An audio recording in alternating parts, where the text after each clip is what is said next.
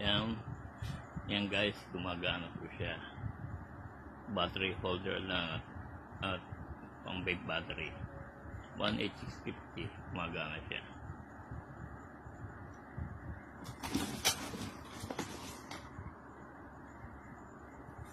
Ito, okay, pindutin lang natin.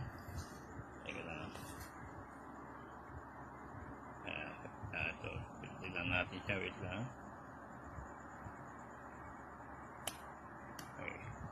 Okay. Kita yung gumagana siya. Battery holder lang yan.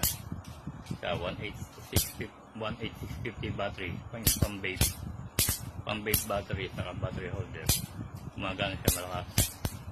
Nakita nyo naman. Kaya tinandam ko yung kayang patayin niya. Matagal na supply ng battery niya.